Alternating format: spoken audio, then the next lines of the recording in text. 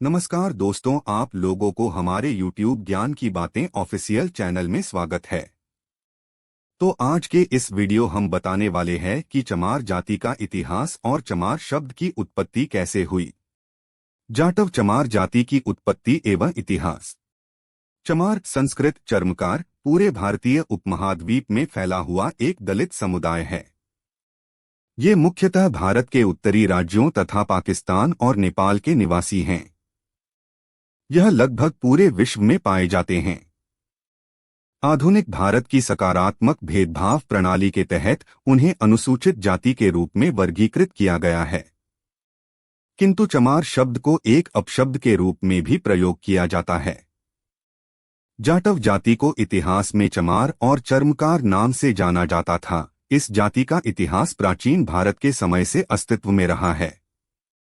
चमार जाति की उत्पत्ति के विषय में इतिहासकारों के अलग अलग मत है। कुछ इतिहासकारों का कहना है कि 20वीं सदी से पहले चमार चंद्रवंशी राजपूत थे और इन्हें क्षत्रिय समुदाय में गिना जाता था, लेकिन उस समय की आंतरिक लड़कियों के चलते इन्हें क्षत्रिय समुदाय से अलग कर दिया गया और चमार जाति को शूद्र जाति में गिना जाने लगा। लेकिन इस कहानी का उल्लेख किसी भी ऐतिहासिक पुस्तक एवं ग्रंथ में देखने को नहीं मिलता है, इसीलिए इस कहानी को पूर्ण सत्य नहीं माना जा सकता। वर्तमान समय में इनकी मुख्य जनसंख्या उत्तर प्रदेश, कानपुर, मेरठ, इलाहाबाद, वाराणसी आदि शहरों में अधिक है। 2001 की जनगणना के अनुसार चमार जाति की संख्या उत्तर प्रदेश में 16%, पंजाब में 14% और हरियाणा में 12% है। वर्तमान समय में इस जाति के लोग अनुसूचित जनजाति की श्रेणी में आते हैं।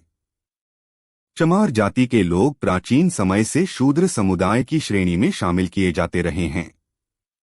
प्राचीन राजा महाराजाओं के समय से इस जाति के लोगों का मानसिक और शारीरिक रूप से शोषण होता रहा है। चमार जाति के लोगों का परंपरागत व्यवसाय चमड़े की वस्तुओं का निर्माण कार्य है, लेकिन चमड़े के व्यवसाय के चलते इस जाति के लोगों को छुआछूत की श्रेणी में रखा गया।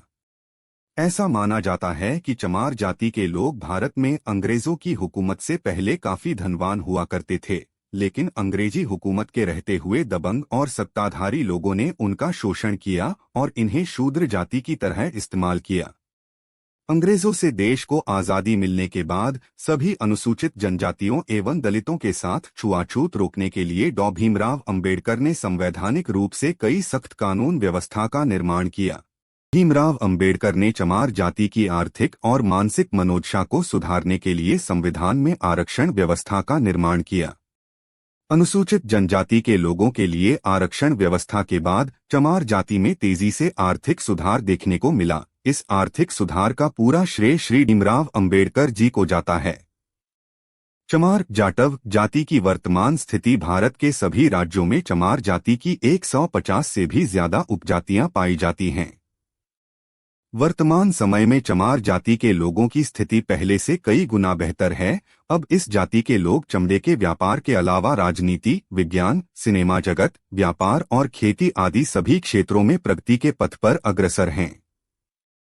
इस बात का अंदाजा आप इसी बात से लगा सकते हैं कि वर्तमान समय में ब्राह्मण जाति के बाद अखिल भारतीय सेवाओं में सबसे अधिक चमार जाति के लोग शामिल हैं। मध्यकाल में यह जाति छुआछूत और अपवित्र जातियों में शुमार की जाती थी, लेकिन अब यह स्थिति पूर्ण रूप से बदल गई है। चमार जाति के लोग मुख्यतः हिंदू गांव क्षेत्रों में रहते हैं। इस जाति को भारतीय संविधान के अनुसार अनुसूचित जनजाति में शुमार किया जाता है।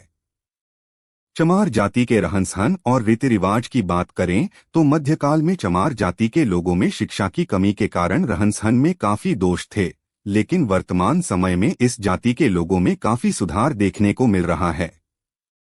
अब इस जाति के लोग बड़े स्तर पर सामाजिक हो चले हैं। चमार जाति का एक बड़ा हिस्सा गौतम बुद्ध और संत रविदास के उपदेशों का पालन करता है। इस जाति के लोगों का मुख्य आदर्श भीमराव अंबेडकर जी हैं।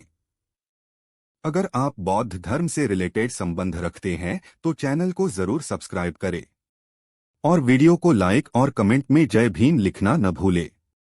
नमस्कार।